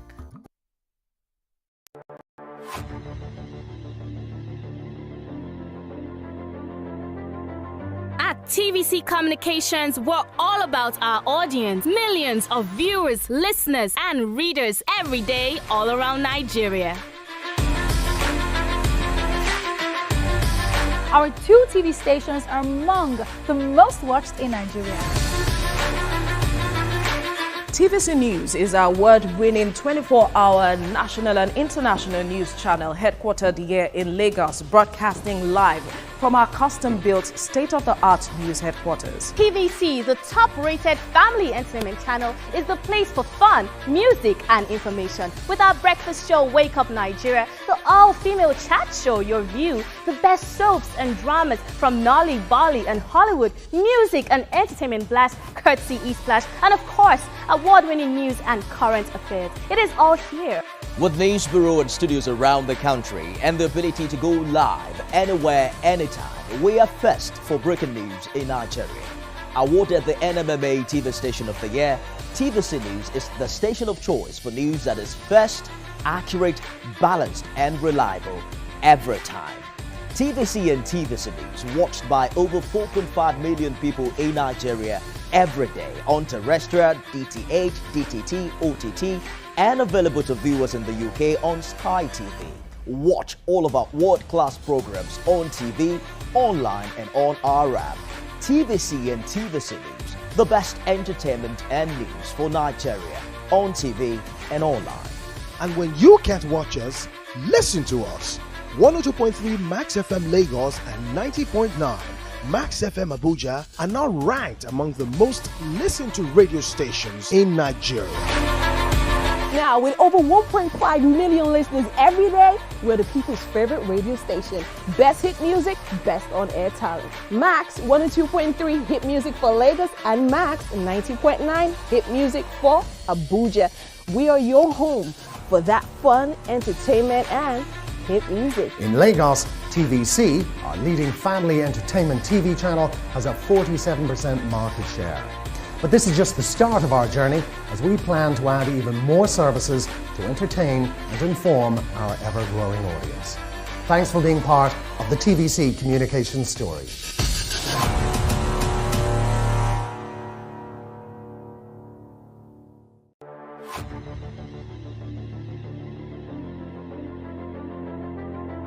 At TVC Communications, we're all about our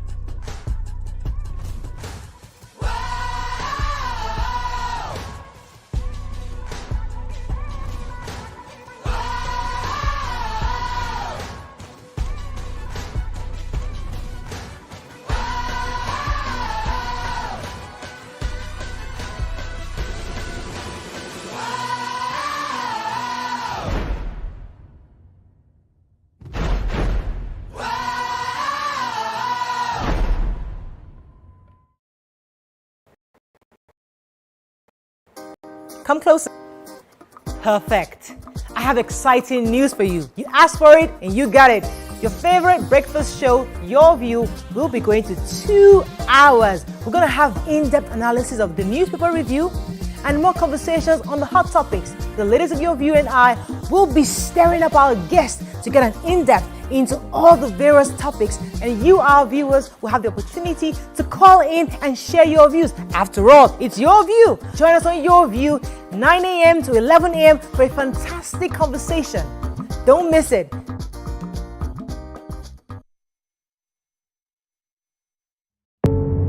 Doubt and fear doesn't occur at the canvas, it shows in the canvas. It shows the conation of raw earthen material slabbed, stroked, and molded at a pace provided by the doubt and fear. Every move way in the struggle of one to the other, merging the past to the present, brushstrokes of colors seen but not known. For when the wailing stops, the pieces settle down in abject beauty erected for a century of a century. Speaking, advocating, protesting, as the archer meant to be.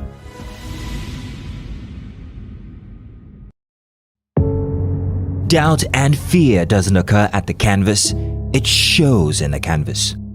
It shows the conation of raw earthen material slabbed, stroked and molded at a pace provided by the doubt and fear.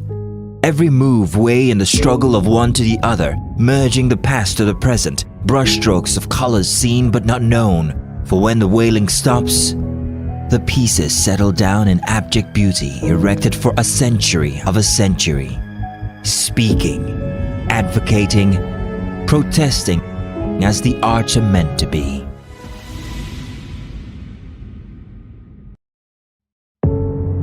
Doubt and fear doesn't occur at the canvas, it shows in the canvas.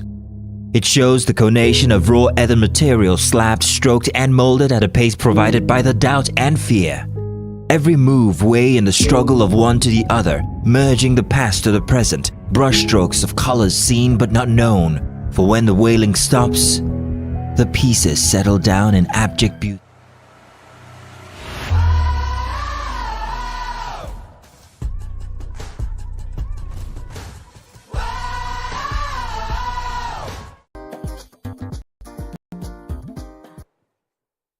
Thanks for staying with us. So aside from all the lamentations that we often do, Wednesdays we like to celebrate women that we love. And today joining us is a seasoned legal practitioner with a master's degree from business school in Netherlands, a chartered company secretary, also a recipient of the 40 Under 40 Nigerian Legal Awards, and many more. Welcome with us, Adewumi Alode in the building.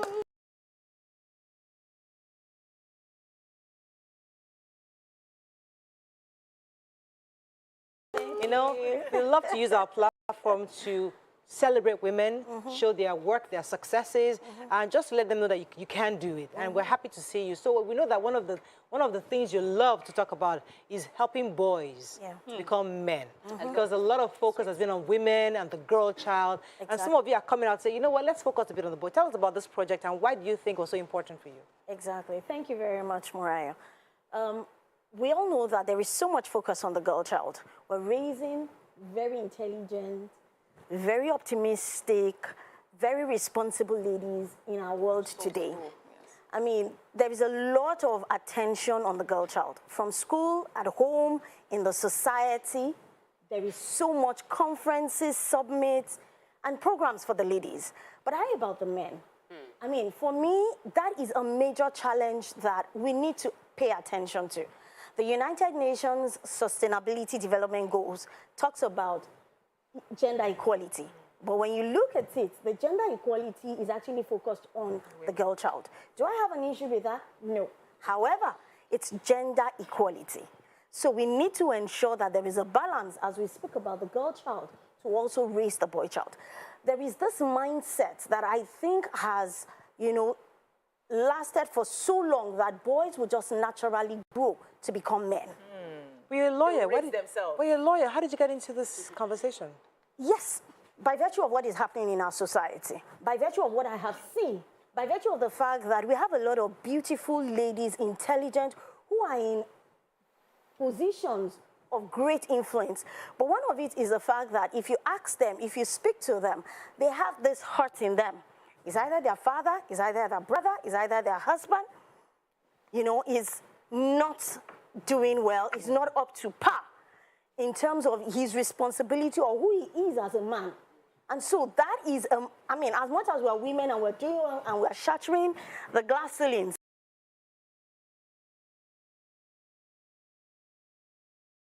we also want to see our sons, we also want to see our brothers doing well as well. Look at the society today, apologies. On the streets, you see a lot of young men who are mentally ill. Betting houses are everywhere. And when you look at it, young boys, the future of our nation, the future of the world, are going into such places. Betting away their lives. Betting away lives.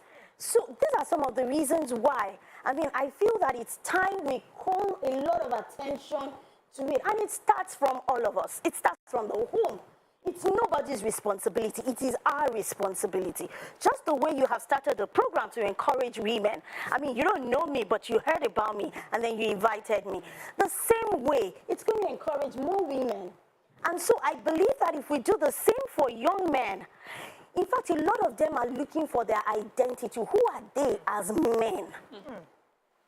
At the adolescent age, they want to ask questions, but there are nobody to answer those questions for them. Who do they see? They see the stars, okay, who are famous by virtue of entertainment, but is that all that defines a man? Is it the financial status of a man that defines him?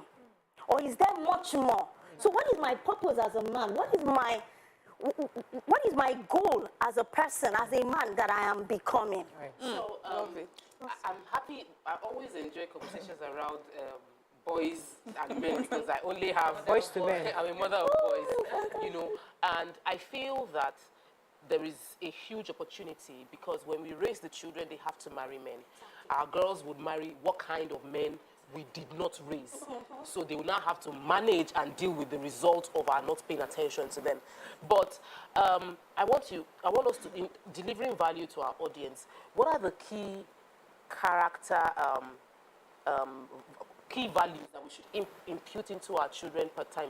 And I want to concentrate on the men. What have you seen as the struggle boys face, that the characteristics that can help them overcome those struggles and put it in them early enough? Very good. Thank you very much. Permit me, I like to always quote this: train up a child the way he should go, and when he grows up, he will not depart from it. There is also a scripture that also says that when you sit, when you stand, when you eat, when you sleep, speak to them. Now, just the way you speak to a girl child, you will grow up to become a mother. You will grow up to become a wife. You need to do this. We need to also communicate with the boy child as well. The expectations that he will grow up, he will marry, he will walk, he will live in a society, he will lead, he will take political positions. That's deliberate. So, what is expected of you? You need to talk about it every day. Wow. That discussion is not a one-off. You are a boy. You need to have a vision. Who do you see? Who are you seeing? And you need to... Sorry. Honestly, for me, as early as possible.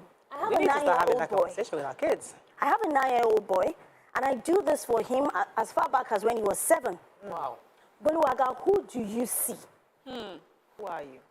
Who can you see in the future? And so we chatted it, and then I pasted it in his room. And once in a while, I will call him and say, who do you see? And sometimes when he misbehaves, I also call it out again to say, who are you seeing? You are seeing a responsible man, a responsible father. There was a day his father went out and he didn't come back on time, and he was a bit worried. Oh, where is daddy? I want to see my dad and all of that. And I said, father's work, that is what your dad has gone to do. He works to provide for the household, and that is what men do. So remember that your dad has gone out to work and to pay our school and to provide for us. So we need to have that. We have everyday issues that help us to discuss it. With the trend that happened in the last month or this month, how many of us, we've talked on social media, a lot of us have chatted on social medias, but have we spoken at home? Have we sat down with our children? Hey, somebody's convicting me. To tell them that, what do you think? You have an adolescent young boy, man, and have you asked him for his opinion? What does he think about what has happened? What is his perception about women? Have we asked them so that we can help them adjust their mindset, perception about women? That women are not your competitors. They are your helpmates. And you guys can grow together. You can see a woman at work and do not feel threatened by her progress. Yes. Like that. Now, I used to think that, I may be wrong, correct me if I'm wrong, that when it comes to modeling, yes, please. Children model after their kind. And so, when we have this conversation with girls, it's the women that champion it. I'm the one that is reminding my daughter, you have to take care of this, you're a girl, you're that. So when it comes to boys, even if I tell him, which I do, I think it will be best if his father takes up that position because he will listen to, this is my kind. It's easier to relate. How are you collaborating with men to pass this message to young boys? Thank you very much. In the month of March, we had our first Young Men's Summit, where I had an all-men's panel. And why did I do that? Because I believe very strongly in the role of a man raising another man. Good. Why? Because as a girl, when I was going to start my menstruation, it was my mother or a sister or an aunt that would speak to you. At what point does the boy moves from being a young boy to becoming a man? The men will know. The men can say it. The men can see it. But they have left it to a very large extent to the women to, parent the child. But when a boy knows that I have a platform to discuss with my father, they hear a lot in school. Yes. And that's where they learn a lot about who they are as boys and men. But if fathers truly, take up this responsibility of speaking, yes, and also tell them, and thank you for this question, because let me use this opportunity to say that a lot of men, because they have missed it or they have failed in one angle or the other, they feel that they are not man enough to even speak to their sons. Wow. Because I am not the financial breadwinner of my home, it means I have totally failed. Having goosebumps. Same here. And because I have totally failed, who am I to speak to my child? And so the responsibility stays with the woman. To do everything. But I am here to tell you men, and if you're listening to me, that financial responsibility is just one of the many responsibilities you have. And please, to the women as well, if you have a man who is not financially good enough to take care of the home, he has other good sides that you need to help leverage him on. leverage Amplify. on. Thank you. Can I hug you? You need to amplify. Well done. When it comes to boys, when I think about it, and I feel that boys are being raised by their peers. Yes, please. Yes. A girl child, I feel that our generation is trying to do different, but a girl child, she knows that she must wake up early because you have to get food ready for your family when you get older. A girl understands that she needs to keep her environment clean. She understands that she needs to groom herself if she wants to get the attraction of the man that she will end up with. But the guy is just born and allowed to be, and then when he gets to school or gets to that age, his peers will now direct him on what to go. A man is. Usually would even hear, the first time I had a drink, I had it with my father, but before that drink, there may have not been any serious conversation. So I learned to drink from my father. I learned to hang out at night from my father. I learned from the male influence in my life, we would do this, because in their way, the men feel that in their own way, that's when to come in. Or when the boy is reaching adolescence and he starts talking to girls, that's when the men come in. But now you're telling us the men must come in very early from the beginning. Yes, please. And many families will tell you that they're struggling with that now. Fathers do not. They'll tell you, my father didn't raise me that way. We hardly spoke. When he appeared in the living room, we all disappeared. Yeah. So how? I'm a wife now and a mother in my home, or somebody else watching thinking, when do I start with my husband to encourage him to take a more involved role in my son's life at this young age? Can you compliment and affirm your men? Because you see, if we as women do not compliment and affirm them of their importance. Husbands? Yes. Oh, right. If they do not even understand that I, as a mother, as the wife, appreciate you, and I know the importance of you as a father and as a husband, as the head of this family, and the impact that your presence and the words that you speak makes in the life of my children, if I am not doing that, the man may not see it. Like I said, a lot of them are focused on the financial aspect. Yeah. But they are not seeing the other aspect. Why? Because it seems as if we are not calling it out. It seems as if the society has said, if you don't have money, you're not a man. So the women, we as women, because we really need to help them, and that's what I have looked at. We really need to help them. We need them to speak. We need them to look beyond their faults, their weaknesses, their issues. And then again, if they think that they have some certain issues, they can actually get mentors. We need to start encouraging men to have mentors. We are older. And yet, as women, we have mentors. Yes. Somebody has raised a 16-year-old boy ahead of me. And so I talk to you. So how did you do it? Yes. My son is exhibiting this kind of traits. What can I do? What did you do in your own time? And so they share. As a woman, you share. The same thing I expect. I'm going through financial issues at home. I am going through issues with my wife at home. I should be able to speak as a man to another man.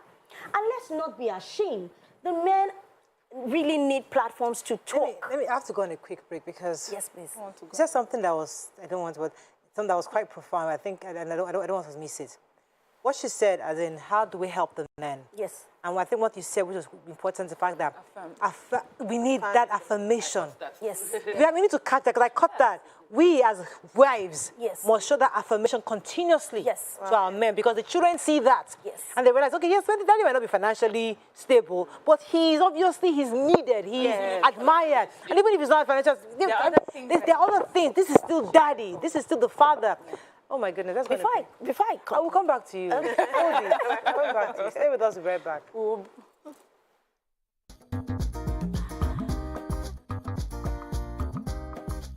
Stay tuned.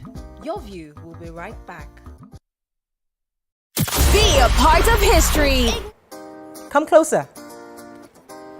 A little bit more. Perfect.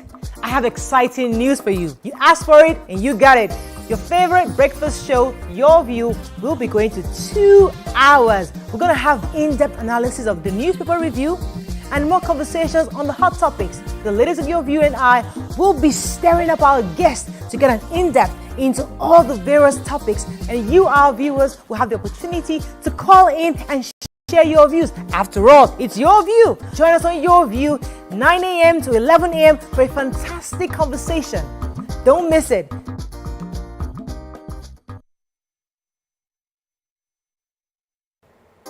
Come closer. A little bit more.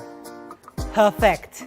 I have exciting news for you. You asked for it and you got it.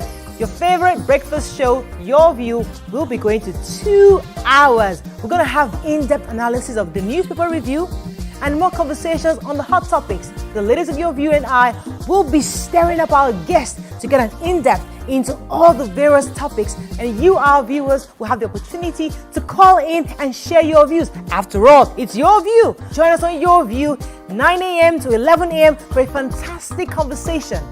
Don't miss it.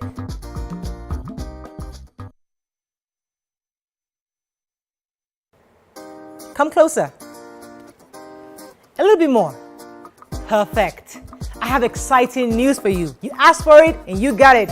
Your favorite breakfast show, Your View, will be going to 2 hours. We're going to have in-depth analysis of the newspaper review and more conversations on the hot topics. The ladies of Your View and I will be stirring up our guests to get an in-depth into all the various topics, and you, our viewers, will have the opportunity to call in and share your views. After all, it's your view. Join us on Your View, 9 a.m. to 11 a.m. for a fantastic conversation. Don't miss it.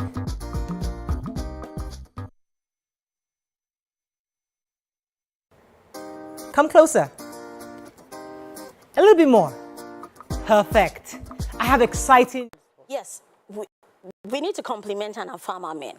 There are 5 basic needs of every human being. One is the physiological, which is the basic needs of every human being. Shelter, food. But we also have the emotional needs, the self-actualization needs. We have the safety needs as well. Men need to fit in not just into the financial, but into the safety, the emotional, the self-actualization, and, the self-esteem needs of... I heard the story of some girls. Their father was an alcoholic. Now, that is not to say I'm in support of that. But years after, the daughters actually said, they heard something about their dad, and they said, that is the best father they ever had and they would ever have. An alcoholic. And when they were probed further, they said, our dad provided us with safety. He provided us with emotional stability. He provided us with self-esteem. He gave us every reason to chase our dreams and our purposes, and we did, and here we are today. We are proud of him. Yes, he had his challenges, but obviously they weren't seeing his challenges. They saw the good side of him. They saw how he related to them. Exactly. And so, which takes me back to this. We need to stop saying, oh, he's a drug addict, or he is not meeting financial needs, or there are many That's just more, one of the roles. out of the 5 roles. He's saying this on this table for a long time. That doesn't make him, yes, it's just one role. It's just one. Recently, I dropped a note on my Instagram page, broken crayons still color. Yeah. Sweet. And someone, also responded. And what do I mean by that? He said that there's a friend of his who has a son who has actually derailed. And the man is really, really feeling bad about it. So what can he do? I told him, I said, you know what?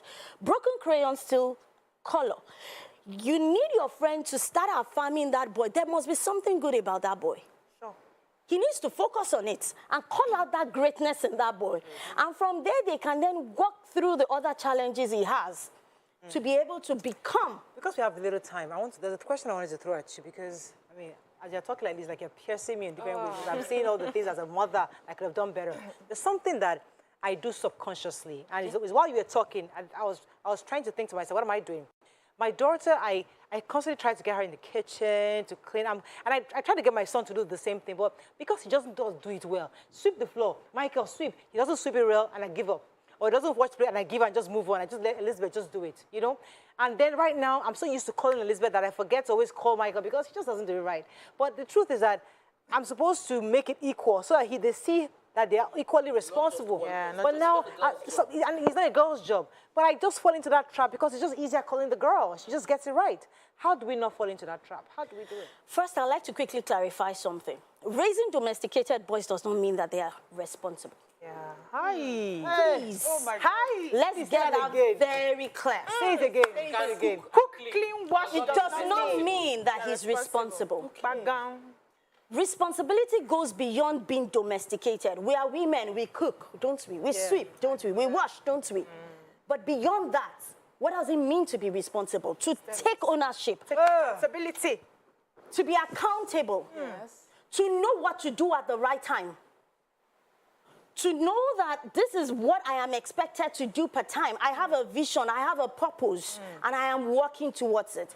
I may fall, I may have challenges, I may have difficulties, but I'm not going to stay there. I'm going to rise, and I'm going to, get help.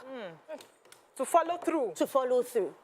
So please, I've heard a lot about this, raising boys and talking about cleaning, housing. It's just one of the many things. It is not it. Madam, even that's one thing. A lot of times when you have issues, maybe with your boy child and girl child, people say, don't mind them. That boys are slower to mature. Is it really just about their physiological age, or really that we're not doing enough we're not pushing them enough? Ask yourself this question. What is different between the young boys who are all just boys at home and do the work, and the boy who has a sister at home?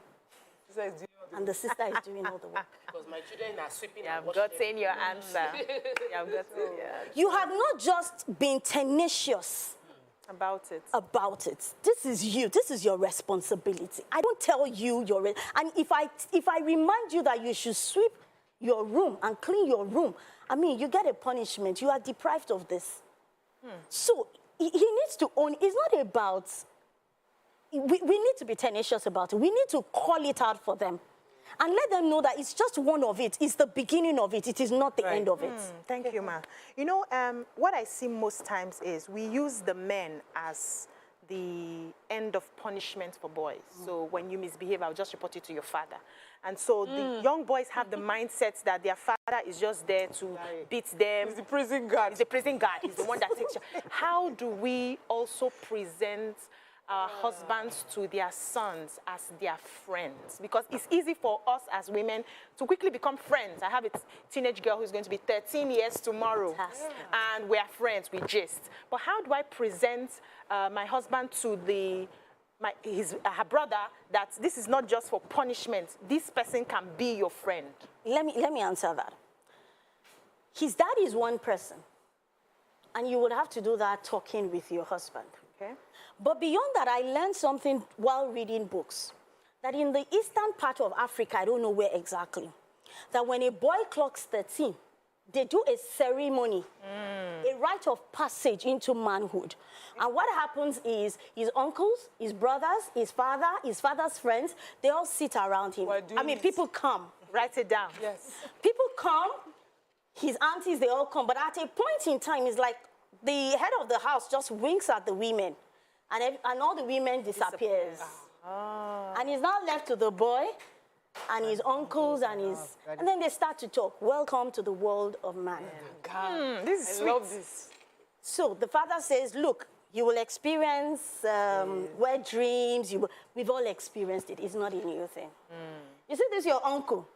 He used to smoke. He was a stupid man. But now his back. Head is back. Oh, it's not back because... Let him tell you that there is nothing in that smoking. Good. So people share their failures, their experiences with him, and then they tell him, look, whatever you hear outside, you have people in-house to confirm and check it with. This is deep. So you cannot afford your peers to teach you outside. You have this When pride. you have this, who have gone ahead of you, who have been 13 before. I am 40. You are 13. So I have been 13 before I became 40. Hey, time has gone. Oh. Time should not go. Time has You're gone. going to come back on this show. 56. We have to wrap up. But we'll bring you back. We have to come We have back. to. If we have seen you before, we would have brought you quickly at 10 o'clock at half time. I'm so sorry. Sorry. Thank you very much for joining us. We love you. Thank you. Thank you. We'll support this. The ladies will be happy to support this. Anyway, just that conference going on, we'll talk about it. We'll just push it the best because we have to get this message out there. Yes. Thank you. God bless you. Thank you so much. Wow. Hey. Oh, shit. Thank you.